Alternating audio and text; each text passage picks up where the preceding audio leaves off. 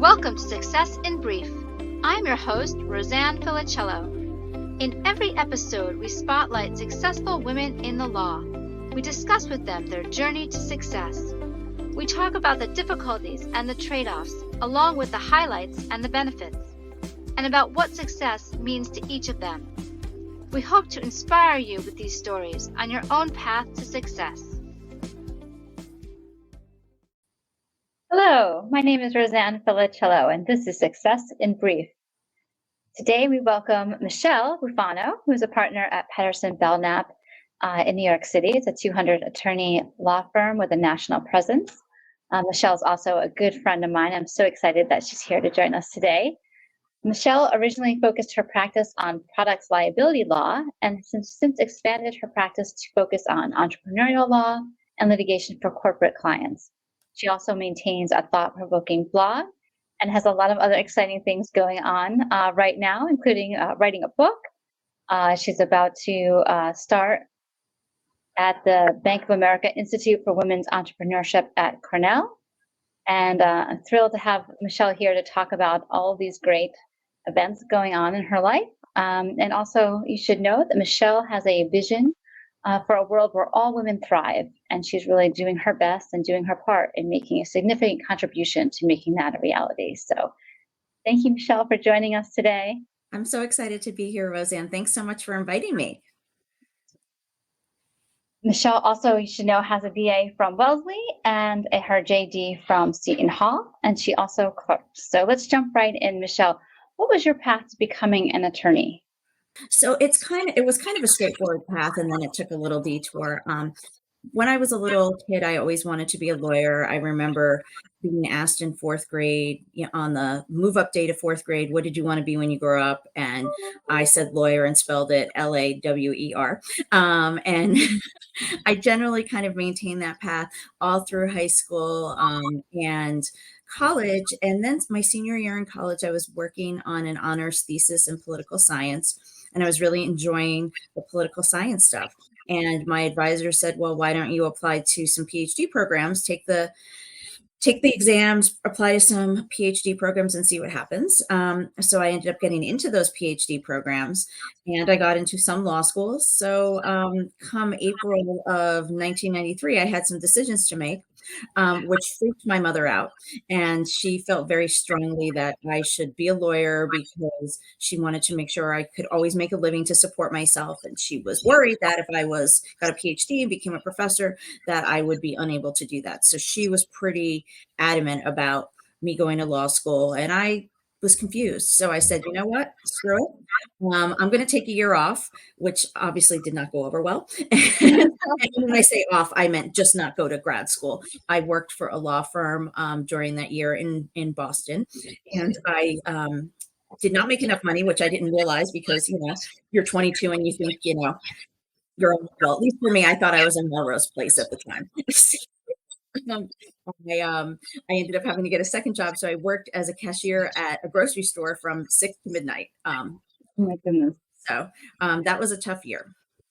But I ended up choosing law school and moving back to New Jersey. That's very interesting. When I was in undergrad, I thought very strongly about going to get my PhD in sociology. So very similar. I wasn't quite sure. I had always thought I wanted to be a lawyer. Never really diverted from that, but then found sociology to be fascinating and strongly considered getting my PhD in sociology. But for the same reasons that your mother had expressed a concern, I was concerned I wouldn't be able to get a job. And so I got my law degree. But, for me, I think it was the right decision. I really love law school and I love practicing. And so for me, it turned out to be the right decision to forego the PhD. Maybe someday I'll go back and get it. Who knows, right? Yes. I thought my mother's reaction was interesting at the time, in part because neither of my parents graduated from college. So it was just kind of a very strong reaction for somebody who just could not, had never been in my shoes. She went to work straight out of high school. Her mother had died. She had no money. So, and maybe that's what motivated her, that she wanted to make sure I could always take care of myself. So But it was a weird time for sure. Did you have any attorneys in your family at all to look up to growing up? No attorneys. So I was the first of kind of our immediate family. I was the first to go to college. Our expanded family, people graduated from college, but I was the first to go to grad school. So I feel like I was like at the time a trailblazer for the Bufanos. Definitely. Yeah, from a very similar background. My dad's side, I was the first one of all of my cousins to go to college. And on my mom's side, my parents, neither of them went to college. So that's very similar background. Interesting. Very So, interesting. I did not know that about you. and something new every day. Exactly. Maybe that's why we get along so well. Must be. So you did go out of law school. You went to become a clerk for a judge in Yes. New Jersey.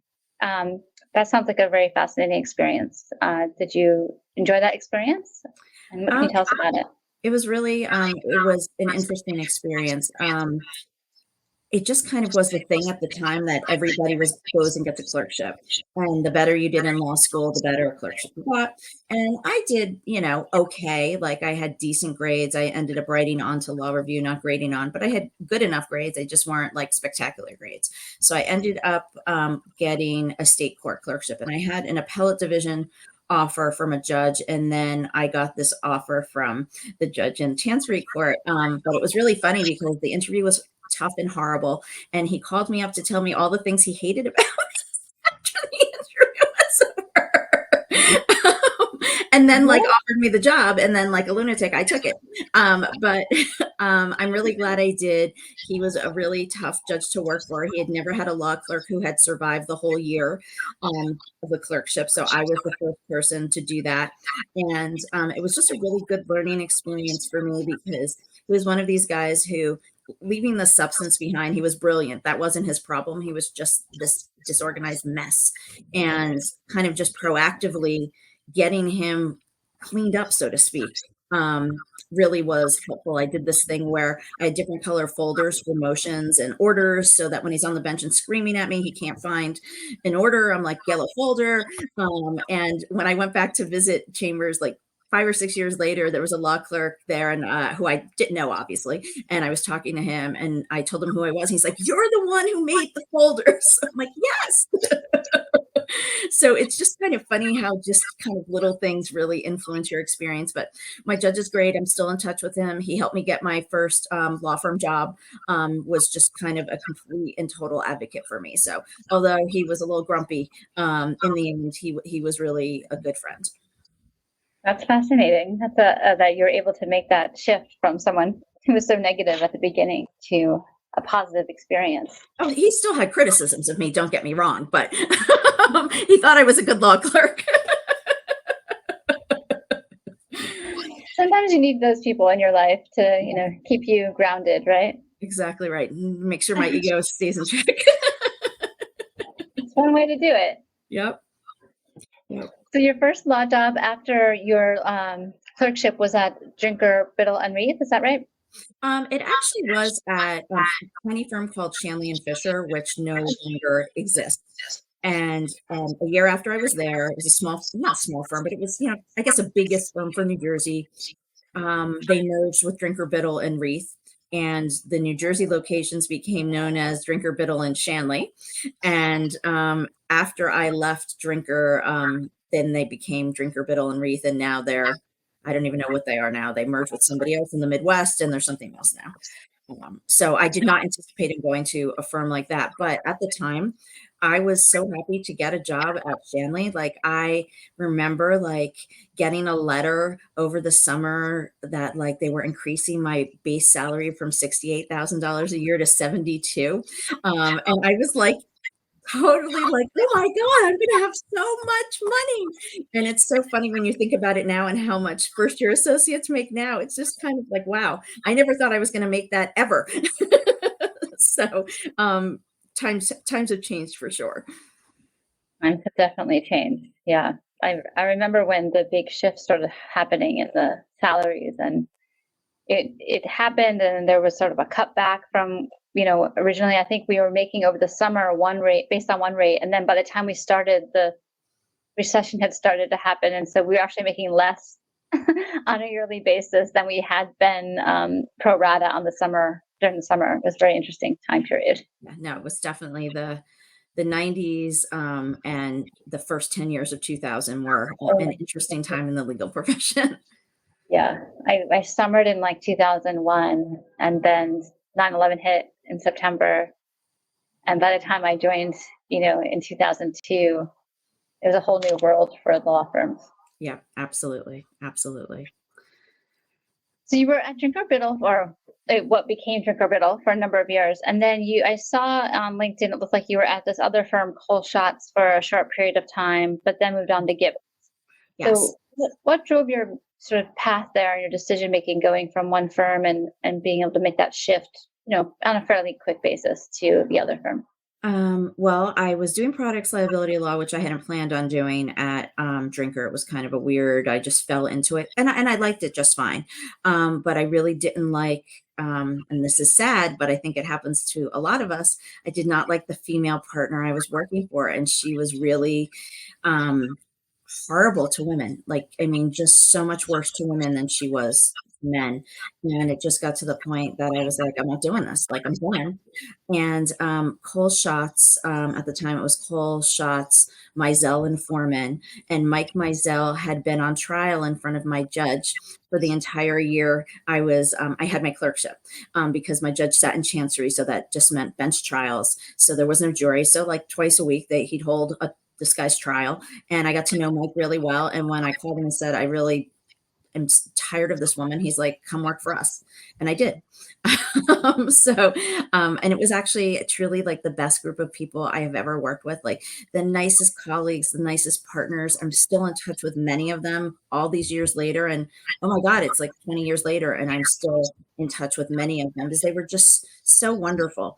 I ended up leaving because I realized, when I went back to doing commercial litigation for them, I really found it boring, and I loved the product stuff. I loved the science. I loved the medicine. I loved the interaction with the plaintiffs. They were real people. And I wanted to do that. So when the position opened up at Gibbons, I interviewed and went there and got it. And it was for a products liability associate. And ironically, prior to that time, over the course of the years, summer associate programs, etc., I'd applied to Gibbons like 3 or 4 times and gotten rejected. So it was kind of funny. that I even applied again, because you get bitter. Yeah. And I ended up getting the job. That's great. And you were at Gibbons for quite a while and became partner there. What was that experience like, becoming partner at a firm like Gibbons? It was kind of just a very, very mixed experience. I started at a time when, the firm didn't even give you paid maternity leave. So what was your experience like, moving from an associate to partner at Gibbons? It was weird because I had 2 babies while I was an associate, and I was not on the partnership track per se. I was not on the 8 years. So it was hard for me. Everybody who was in my class at Gibbons was, law school classmates, and to watch them all make partner while I didn't was really, really tough. And then when I was on maternity leave with my second one, a partner in the products liability group quit and went to another firm, and they needed someone to fill her spot, and the client liked me, and I ended up filling that spot. So I had Emma in April. I think I was coming back in like October, November. I came back in the beginning of August, took that role on, and then made partner in January. So it was really kind of a very, I think, unusual path. And I'm not sure it would have happened if Diane had not left, but right place, right time. So it worked out. Yeah, that worked out well for you. Unfortunately, you had to cut your maternity leave a little short, but at the end, worked out. So, but it worked out fine. And it made my career. Working at Gibbons made my career. It's how I became known as a products liability lawyer, and how I got tons of experience with depositions and trials. So I have absolutely no regrets about being at Gibbons. For sure. I would have liked to have made equity partner, but it didn't seem like that was in the cards. So when an opportunity came to go somewhere else and be an equity partner, obviously that was very attractive to me. So let's talk about that. So in 2016, you were recruited to Patterson. Yes. How did that opportunity present itself? That was also kind of a little serendipitous and weird. I think, like most people, if I don't recognize a phone number, I don't answer the phone because I don't want to be solicited by weirdos. So I had just kind of had an argument with my practice group leader about business that she didn't want me to bring in because she thought it would interfere with her business. And the phone rang and I was angry and I answered it and happened to be a headhunter. And it was a headhunter for that job. And what ended up being kind of strange was that I actually worked with John Winter, who was the head of the products group. I had worked with him years and years before when I was a baby associate at Drinker. He was our local counsel in New York because we were head national counsel, and he was our New York counsel. So we had known each other, and I mean, not stayed in touch, but I'd see him at a conference here and there. We'd say hi. So I already knew him. He already knew me. So it seemed like it was going to be a good fit. And you'd always been practicing in New Jersey. Did you have any hesitation about moving to a New York practice? Yes and no. The products liability world tends to be all over the country. So I wasn't so worried about the fact that I was not admitted in New York when I went to Patterson. So I wasn't worried about the admission part per se. I'm like, oh, I've been in all sorts of jurisdictions. I'll just get admitted pro hoc vice. I then became increasingly concerned that I was not admitted in New York. And I think the firm wanted me to be admitted in New York. So again, I got really lucky. It was right when they changed the reciprocity rule between New York and New Jersey, and all I had to do was fill out, the character application and get interviewed. But I will tell you, I absolutely have struggled with learning at, this point in my career, all of the nuances of the CPLR, because it's really not like any other rules in the entire country. It's very unique. And then you have the judges who don't follow the CPLR and have their own rules, and you got to know those too. And it was just, I don't know. I kind of always feel like it's like an old boys club, like people who hang out in the state courthouses. And I wouldn't have been part of it had I started in New York, but I certainly feel like a fish out of water in state court in New York for sure to this day. Yeah, I mean, I've been practicing in New York for a long time now. I started my practice in Boston. But even to this day, I rely a lot on my partner who clerked in the New York courts, because that clerking experience in the courts just gives him knowledge of the CPLR and the knowledge of the way things actually work on the ground that you really can't compare to if you haven't had that experience. It's just, you can look at the book, but it doesn't really tell you how things are done. So Absolutely. I completely, I would imagine it would be difficult coming from practicing almost 20 years in a different jurisdiction. Yeah. And I should have mentioned with my clerkship, that was actually one of the huge benefits of my clerkship, aside from my judge, was I knew the New Jersey court rules inside and out. I knew them better than anybody. Like, I arrived at Shanley and Fisher ready to go, which was a nice thing, which I'm suspecting is kind of the same experience your partner had with respect to New York. Yeah. And I think that really goes to some people undervalue the importance of like a state clerkship, but state clerkships can be, so valuable because you don't get that experience otherwise.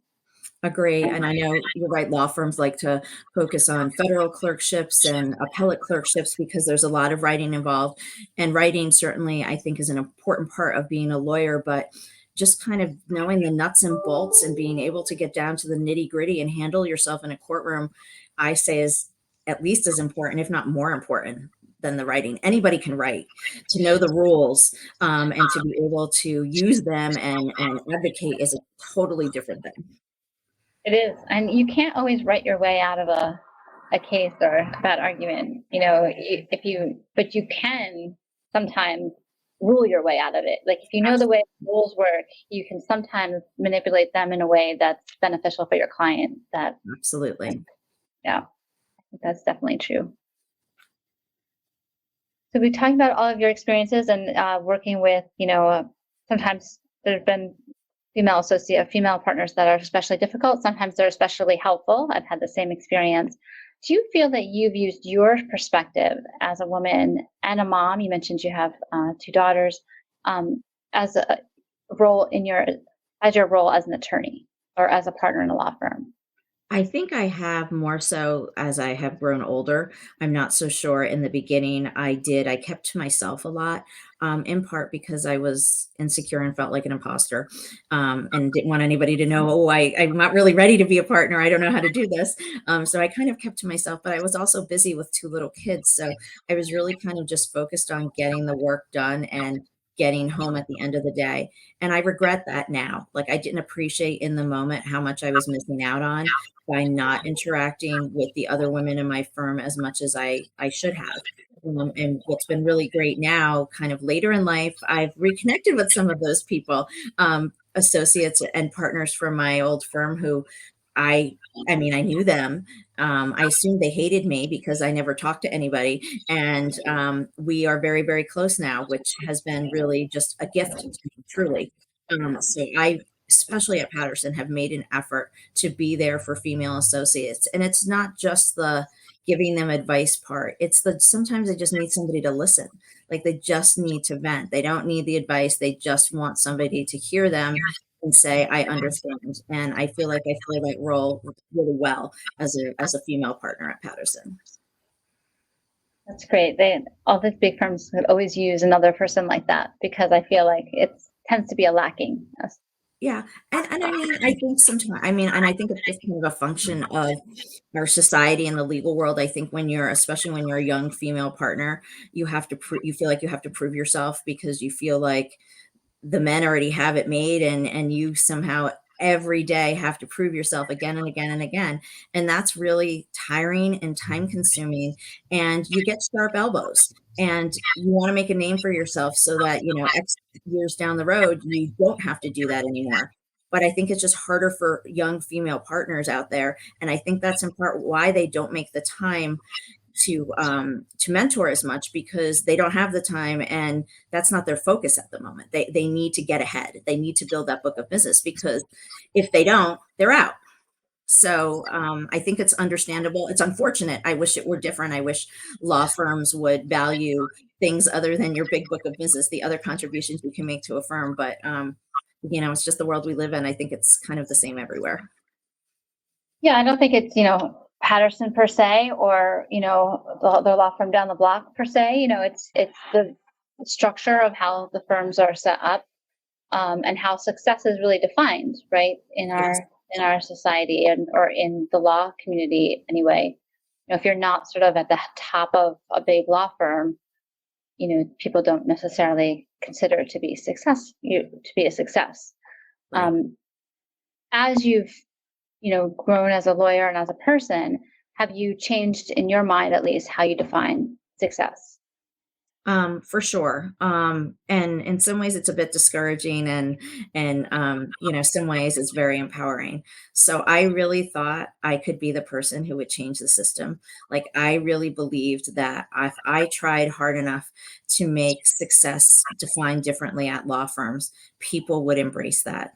And after years of, everywhere, this is not Patterson or Gibbons or Drinker specific. It's just, I think, all law firms, the people at the top like being at the top. And if that works for them, men or women, they don't want to change anything. So it became clear to me that I was beating my head against a wall. And I just was never going to be able to change things unless I had like a $10 million book of business, which didn't seem likely in the near term. So I didn't want that. I wanted to be able to change things. So since I couldn't change things within big law, I decided that I was going to create something myself. So I'm actually going to be leaving Patterson, to be determined to start a consulting firm focused on helping female entrepreneurs and entrepreneurs from historic underrepresented groups, which I'm so excited about. Wow, that's so exciting, Michelle. I'm so excited for you. That sounds like such a great move for you and a fit into everything that you were trying to accomplish. So Yeah, kudos to you definitely. and to that success. I know it'll be a success. Thank you. Because it's definitely something that you're passionate about, which is, I think, the first step to Absolutely. achieving anything. For sure. So you've made this shift in your focus and your career to entrepreneurship. How did you make that shift? What drew you to focus on entrepreneurship from products liability? I don't know that it was just one thing.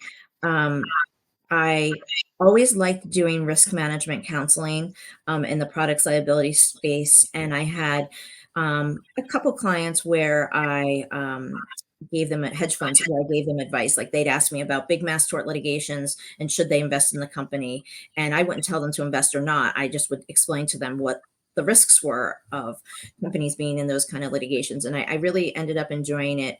I think more than litigating. So when the pandemic hit, I was in a really bad place. I was like very, very lonely.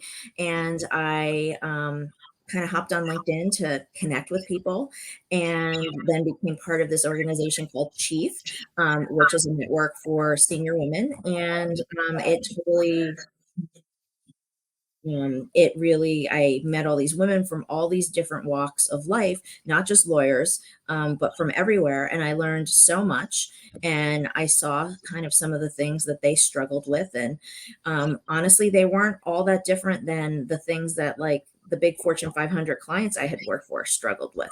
And I thought, wow, you don't know what you don't know. Wouldn't it be great if someone was there to help these women so that they got off to the correct start, or if they were mid-stage and they wanted to sell in 5 years, somebody could help them identify what might make a VC not want to fund them or buy them, or people not want to do an IPO, why somebody wouldn't want to buy shares. I thought that there was a need for it, so I just kind of put myself out there and said, okay, I'm shifting the focus of my practice. I'm going to do this. And about a year ago, almost exactly a year ago, it was March 14th, I launched this female entrepreneurship practice at Patterson. And it's been really, I've learned so much. It hasn't gone it all the way that I thought it would, but that's okay, because it really, I think life's a journey, and I would not have learned as much as I've learned about myself and about entrepreneurship, and honestly, the rest of the world, had my vision stuck, had I had the perfect vision to start with, which I didn't. I really had to adjust a lot along the way, and it made me really have to be nimble, which really did prepare me for the idea of having my own business, because you got to be really nimble when you're starting something new. Some things are going to work, some things aren't going to work, and you have to be able to adjust and adjust quickly. And I really think when businesses fail, it's in part because of the inability of those heading those businesses or organizations to adjust quickly. I mean, I would love things to be exactly the way I plan them to be all the time. I'm a control freak. That would make me happy. But it's not reality. And I think it's given me some really good personal skills to be able to launch this new business. I like to double down on that. I know you understand. I completely understand. I've been doing this for a while, and I thought that I put up a website and the phone would start ringing, and that's not how it works. That doesn't not how it works for any business, and definitely not how it works in the law, especially not when you're really focused on being a boutique litigation firm.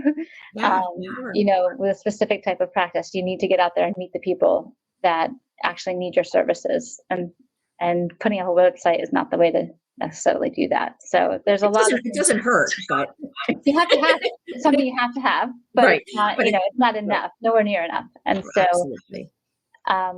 That's fascinating. I find it interesting that you started down this path, partly the pandemic, because you were sort of missing people and missing the interactions with people. Because for me, I had that same feeling of, just I couldn't stand it anymore, sort of couldn't stand the isolation.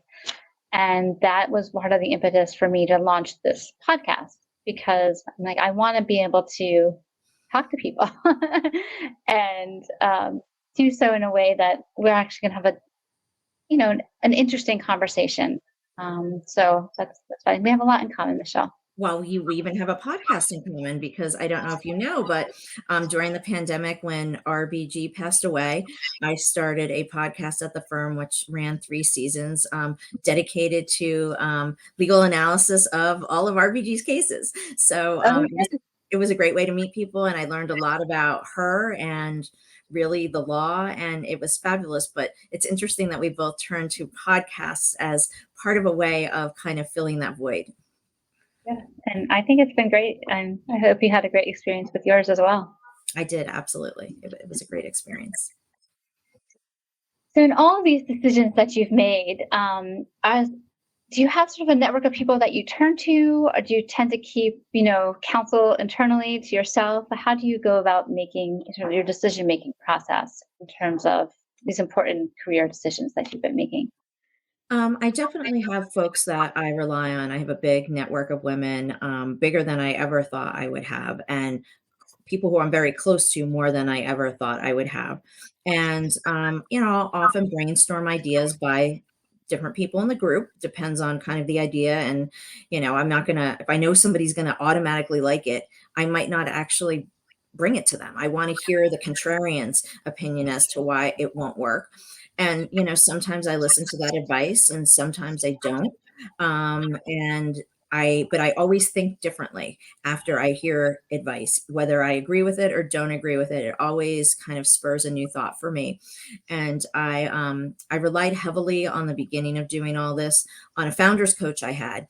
The firm hired a founder's coach for me, and I worked with her for 12 sessions. And I was dubious in the beginning. She made me do this, like, what at the time I thought this stupid thing, where I had to create a mission statement and a vision statement and my core values. And I was like, are you freaking kidding me? This is all fluff.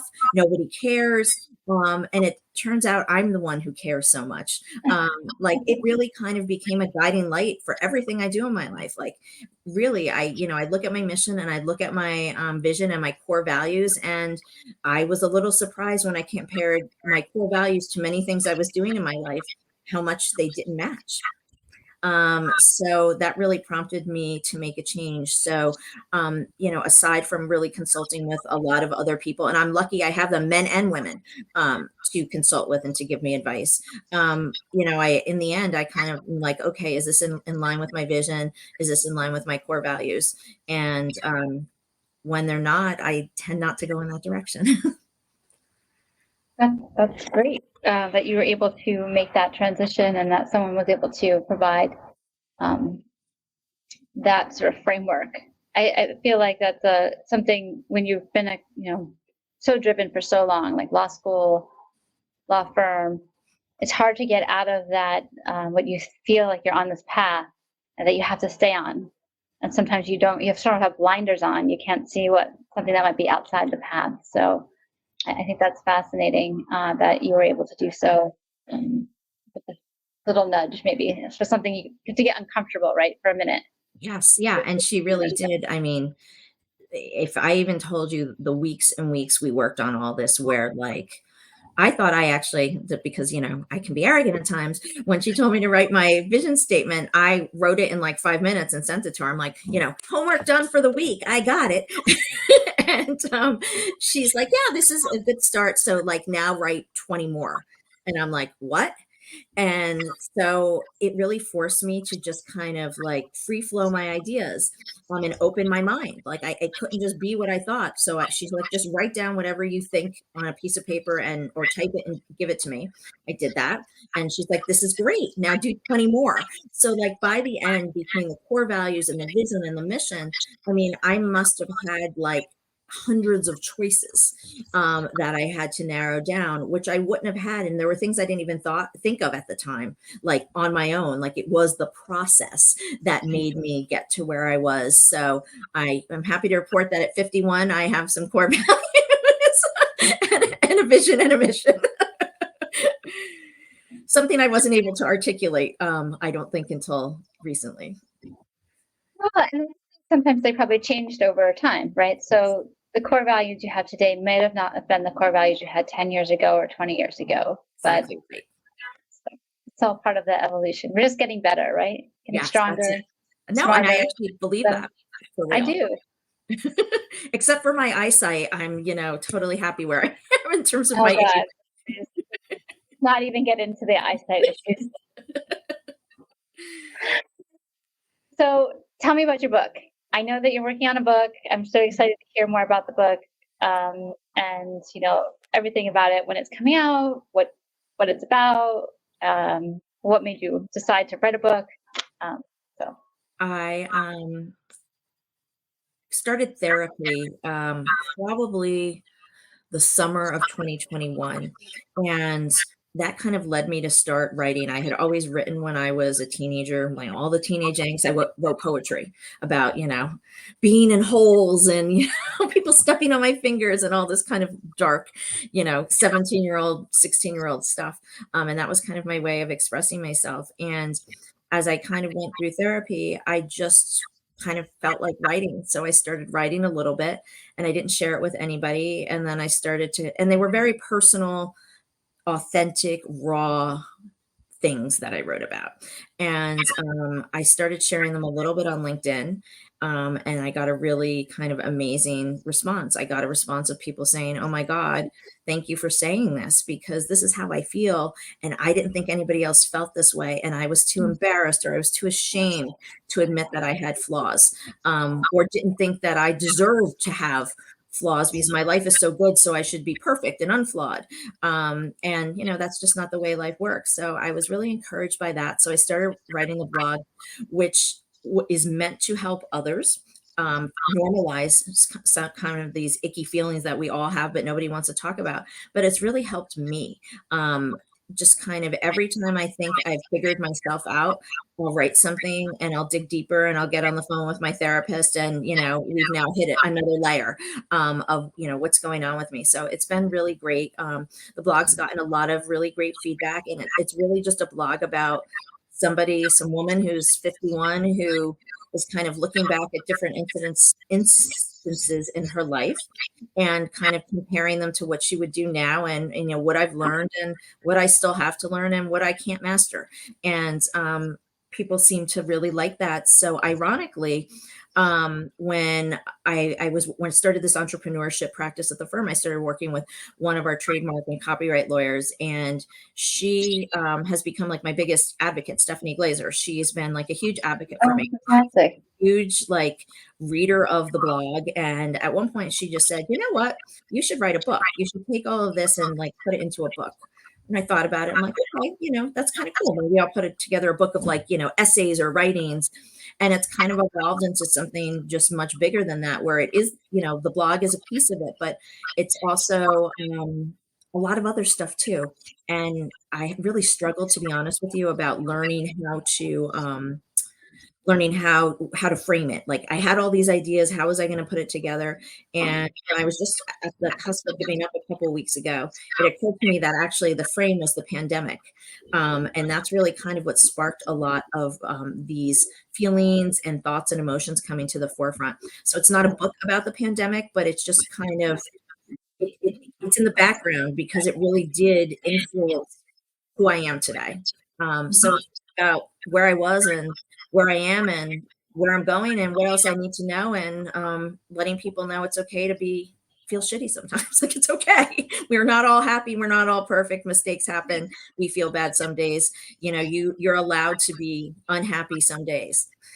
It's okay. The world has its expectations, especially on social media. Everybody's happy and has the perfect life, and that's just not reality. And I think there's kind of a space for somebody to say, and I'm not criticizing social media, I'm just saying that's not my life.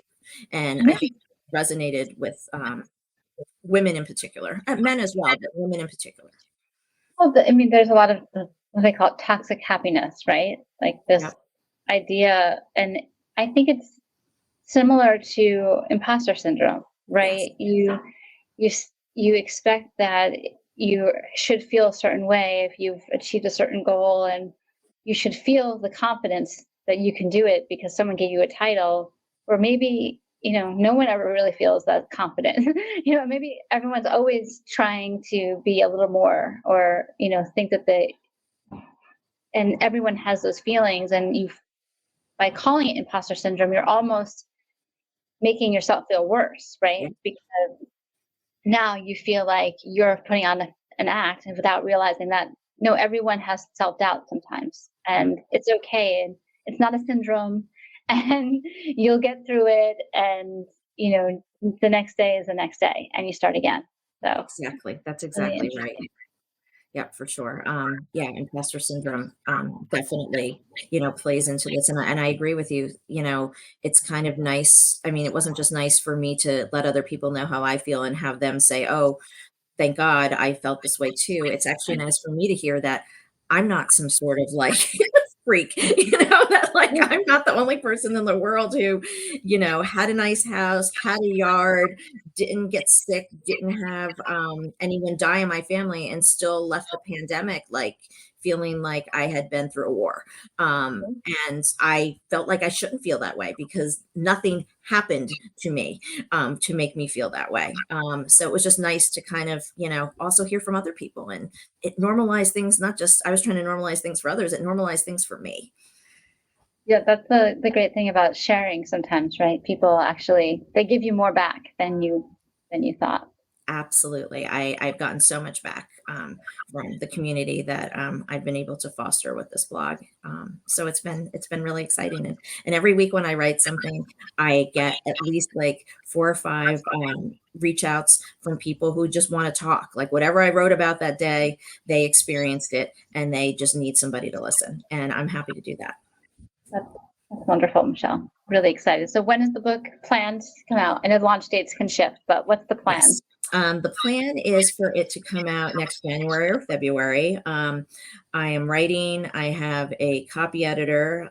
Before I give it to my copy editor, she wants me to put it into kind of a beta phase where I give it out to 5 or 6 people and ask them a bunch of questions and say, did this book convey this to you? And then she's going to do her stuff. And from there, I think it's just all logistical, none of which I know how to do logistically. But I'm, figuring it out with the help of my editor. So it's been great. I've thought about, once she goes through it, I thought about trying to put it into one of those writing programs, like so that somebody else publishes it and deals with like the cover and all of that sort of stuff. So we'll see. Right now, my plan is to publish it myself, but maybe I will, go to one of those hybrid publishing houses and ask for help. We'll see. But January or February is the goal. Very exciting. Well, keep me in the know. I want to be there to get a copy as soon as it's available. Oh, well, thank you. You're definitely invited to the launch, Rosie. I better be. Yes, Be yes. amazing. Yeah.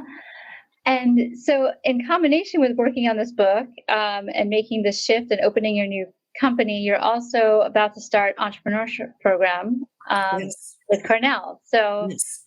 how did that come about, and how does that work? How does the program run? I feel like I don't know a ton about it, to be honest with you. It is something that I saw during the fall. Like I saw it advertised somewhere. I was thinking about taking a legal class in entrepreneurship or getting certified in legally in entrepreneurship. And honestly, it was just too much time and really cost prohibitive. I mean, it was just too much money. And I came across this program that was free, that Bank of America put together with Cornell. It's an e-learning program, and I applied for it and then heard that like the waiting list was 2 years long, and that I kind of forgot about it because I'm like, okay, we'll see where I am in 2025 if this is going to work for me. And I got an email actually this morning at 9 o'clock this morning telling me there was a spot available and it starts next week. And I had 2 days to accept the spot. So I'm super excited. And it's kind of really all the fundamentals of starting a business that I feel like people take for granted that you should know, like funding, for example. One of the courses, there's 6 courses in total, and one of them's about funding. One of them's about marketing and branding. They're all kind of the building blocks. One's about all the legal stuff you should do. So it's the kind of the building blocks of getting you off to the right start and understanding where you need to be. And what I'm also really excited about is they have a very strong network of alum. So they have this like list of like hundreds of companies who where the founders have been through this program, and my understanding is they help you out. And I would love that. I'm always open to meeting new people and hearing new ideas and getting help. So I'm really excited about the alum portion of it as well. Yeah, that sounds fantastic. Lots of people to, pick their brains. So Yeah, sounds great. absolutely. Very excited for you. Just a few more questions. Sure. So what do you value most about having your law degree, especially as you shift your focus? You're not really practicing, you're not going to be necessarily practicing law on a full-time basis, but what do you value from your legal training that has brought you to this place in your career? I think the analytical thinking and how analytical thinking has just become second nature to me. And really the ability to identify problems quickly. Somebody will say something and they'll say it slightly imperfectly. And, I'm like, then go into like deposer mode, like, wait, that didn't make sense. But it's really kind of, I think, a valuable skill for me in life.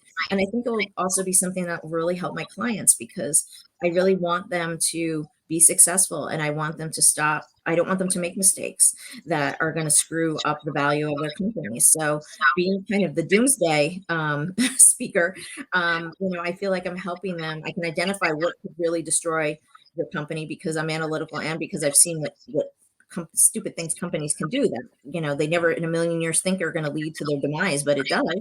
And I think I can, share that advice. I think it's much easier to see the forest when you're not in the trees. And since I won't be in the trees of these companies, I think I can help the founders kind of see the forest. So I think the analytical skills and the kind of ability to find fault in everything has been the most helpful. Problem identifying, not fault finding. Problem identifying. I think my husband would agree with you that I try to find the fault in everything as well with the Yes, and yes, mind. yes. So, Yep. you know, That's where your mind goes, and it's so funny. it's not always great for relationships, but No, exactly. Like, my husband will also say, like, "Don't depose me." I mean, he's also a lawyer, but he's like, "Don't depose me." we're doing this good. Like, Exactly. always, I don't know. I can't really turn it off. So Exactly. It's part of who you are. But it's helpful. So it's helpful. I think the service that you're going to provide these companies is the value is sort of immeasurable. Like I think it's hard to put the value on it because it's just overwhelmingly valuable what you're going to be giving them. I hope so. as a litigator, as you know, you see all of the mistakes, right? You just see all of the problems, the mistakes, everything from, how the partnership agreement is written to, how the contracts are written in terms of transactions that the company's doing. Like there's just so many things that companies get wrong. So to have you there to like sort of guide them, I think I don't think they can pay you enough. Basically, I think you're going to be providing a fantastic service. So, Well, I thank you. Thank think you. it'll be And great. I think that's right. I mean, you don't know what you don't know, especially when you're in the trees. Like, I've had clients in the legal practice that are entrepreneurs that have gone down roads that just weren't dumb. They were just ignorant. Like they had no idea that they had to do things X, Y, and Z, or a bad consequence would happen. They just didn't know. They went on LegalZoom and filed their LLC papers, and no one told them how they were supposed to deal with the money and how they were supposed to track it and what the tax consequences were or were not. They just didn't know. Yeah, but there's a lot of bad forms out there as well, and Yes. and there's 2 points you're making, right? One, the first point is that the form might not be enough. That might be you might need the form, but that's just step one out of maybe Yes. 10 steps that you need to take, and no one's telling you that when you're on LegalZoom. But also, the second problem is sometimes the forms are just not very good. Right. Might have a term or more than one term that you really don't want in there, and no one's telling you that as well. Well, and yeah, and I think it's also just again like hard to see when you're doing it. I'm in a business accelerator program right now, and we had an assignment this last week. They gave us a company, and we had to figure out how to pitch to VCs to get more funding. And I was in charge of explaining to the imaginary VC firm what the product was. So, I went to the website and was like going through the website. I'm like, this copy is awful. Like, this doesn't make sense. It's things that you don't really notice until you are forced to dive into it. Like, I could do better than this. So it's just kind of amazing, really. And I'm sure no one has ever said anything to them like these two sentences make absolutely no sense. So I know it sounds little, but it's a big deal. I mean, Yeah. a lot of venture capitalists, they're smart people and they're looking at this stuff. And if you don't have an explanation as to everything you're doing, why you're doing it, how you're doing it, that really could jeopardize your funding. Yeah. And especially probably today, even more so than last week, now that Yes. funding is going to be much more limited if you take SVB out of the game, right? Yes. So these startups are competing for a much smaller pool of funds. Absolutely. Absolutely. I'm hoping everybody's going to come out of it okay. I know the government's trying to, put a Band-Aid on the whole thing, but yeah, it was really shocking and tragic. SVB and Signature Bank, which was a surprise when you saw that in the notice. I hadn't heard anything about Signature Bank, Yeah. but I guess it was deeply tied to SVB or similar style anyway. So. And I think it will adversely, it will have a greater impact on women because that's where a lot of women founders went for their money, disproportionate to men, because women have difficulty finding funding and getting capitalized through more conventional sources. So it's a lot of women who are going to be affected more so than men. Mm-hmm. It's tragic. Well, let's hope that there'll be some other avenues of funds coming in. Yes. Well, yes. You mentioned a couple of times your daughters, or so you have a full life, as we all do. How do you balance it, or do you balance it? How do you sort of manage it? I guess might be the more appropriate term than balance your career and the children and your life outside your projects. I think it's hard, and I balance it both through perspective and through having a strong partner. So my husband's amazing. He does way more than 50% of the child rearing sort of stuff. Especially when I went to New York, I'd leave the house at 5 o'clock in the morning. I never even see the girls before they went to school, and he would deal with all of that. And that, at one point was including putting hair in ponytails, things like that. So I think it's important to have a strong partner. I think it's important also to ask for help. We have a babysitter who we've had since my youngest, who was a freshman in high school, since she was in kindergarten. So having kind of reliable childcare help. So those are kind of the practical things. But I think you also have to look at the world as kind of a bigger picture. So I have had friends who have worked 4/5, and I at Gibbons there was a time I worked 4/5, and they get really angry if on their day off they have to do work.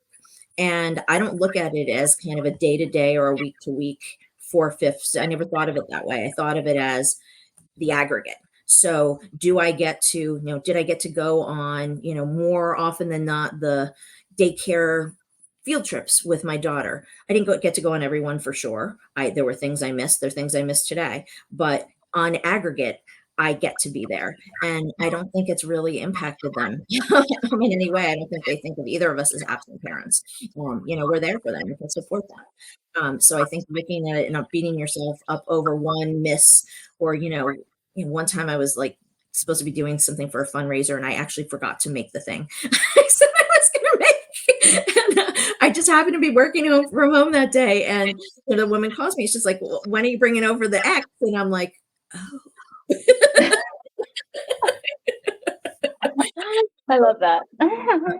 So, it's not perfect, but I don't think I'm we're happy. We're a happy family, and I don't say we're happy every moment of every day. We're not, but overall, it's good life. So I think that's all you can ask for. That's great. And I think your daughter's probably, by having you as a role model, have a confidence and something that you can't actually impart without having, it's something you can teach them by telling them, right? You're showing them. And Right. by showing them that you as a woman have an important job and can make, contribute to the household, I think that all leads them to have confidence in themselves as well. I think that's true, and they are both very, pro female empowerment. There was one time about a year ago when we were at the dinner table. I don't even know how we got into talking about the patriarchy, but it ended with like my husband fleeing the kitchen as like my older daughter kept like shouting, "Down with the patriarchy!" And like I never told her that, but you're right. They get it from what they see and what they learn from us as parents.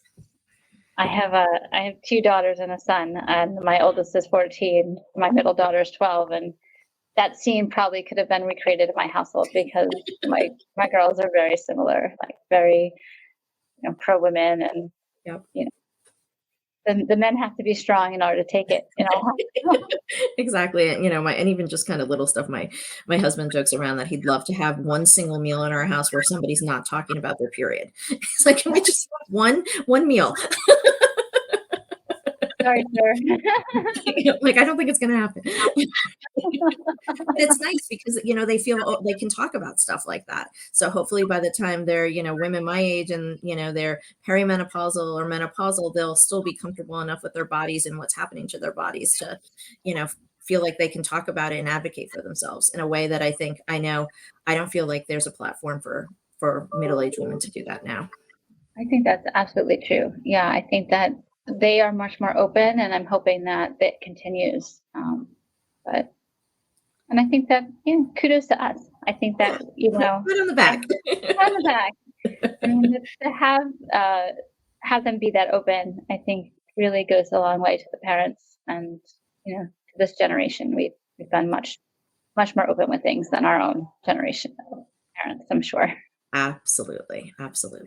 So, I have a few. These are my rapid fire questions. okay. We'll see how rapid fire they are.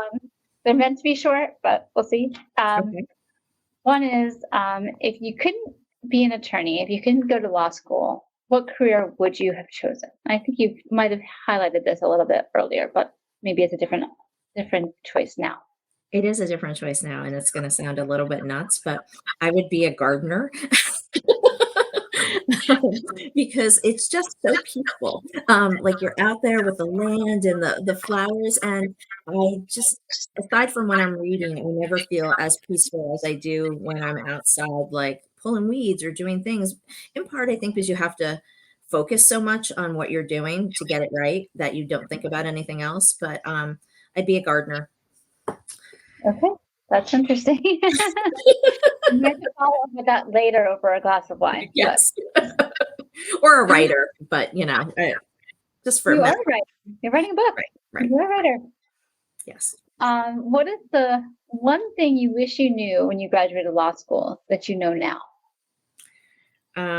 It's not a specific thing. It's just kind of the general, don't worry so much, like appreciate what's going on now. There's this expression, I think it goes something like youth is wasted on the young. And it's really true because when you're younger, you don't appreciate, how life is for you. So I wish I had worried a lot less. I wish I had taken more risks. I wish I traveled more. I wish I had been more open to networking than I am now. I mean, I wasn't at all then, and I am so much now. And I that's why I say to female associates, my biggest regret as a lawyer is not networking enough when I was a baby lawyer. I agree with all of those. I feel like it's such a rush to like start your career, right? Just start it. Yeah. You don't think about the fact that that's the one time in your life where you had the opportunity to explore other things potentially. Yes, exactly. Well, we're old now. Older but better. Older but better. Yeah. And stronger. And yes. wiser. Yes. All of those things.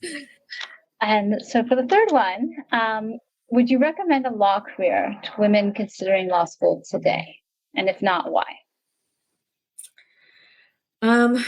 I think it's a really hard profession for women to be in. I'm not saying it's harder than other like careers in finance or anything like that. I think it's really hard to be a professional woman in a man's world. And I think there's a balancing act between being part of that world and trying to change it and just being beaten down by it. I think being a lawyer is incredibly stressful. You worry about your clients 24/7. You never have time off ever. And when I say that, I don't mean you're working 24/7, but there's always the chance you could be working. You worry about your clients. Like, it's not like you punch a clock and you punch out and you go home. It's nothing like that. It's not like the market's closed and you don't have to worry about it until tomorrow. It's this constant worry. And I just don't think the benefits outweigh kind of that sort of downside of just the constant worry. So no, I wouldn't recommend my daughters be lawyers. I just don't think they'd find it fulfilling in terms of, I don't know, a life choice in the end, but that's just me. So it's refreshing to hear, an honest and authentic take. I think that's important to have that different perspective. I don't regret it, but but knowing what I know today, I don't think I'd do it again. You wouldn't do it again. That's interesting. The thing I value about it is I think it is a career that lets you have some personal autonomy over your career. You have the law license and you can practice law. You can practice law sitting in your bedroom if you need to. You can find a way to make some income with that degree, which I think is valuable, and that women need to have something like that. If it's not a law degree, it's something else that is going to, I think I'd probably agree with your mother back in the day, have a career, have a degree that's going to allow you to take care of yourself. Because I feel like you don't want to be dependent on someone else. So I agree 100%. And that the law has given me. I am independent. If I wanted to, go and start another life by myself tomorrow, I could do that and be able to support myself. Not that I want to, but I could. We won't let your husband listen to the podcast. Well, he did get like a bunch of kudos. Well, thank you, Michelle, so much. This has been such a pleasure. Oh, for me too. I totally love, I love talking to you, Roseanne, whether it's on a podcast or over, a drink or a coffee. So thank you for inviting me. You've been listening to Success in Brief with your host, Rosanne Felicello. Thank you for your positive reviews, comments, and sharing the show with others. You can catch prior episodes at www.felicellolaw.com and on YouTube, LinkedIn, Apple Podcasts, Spotify, Google Podcasts, Twitter, and more.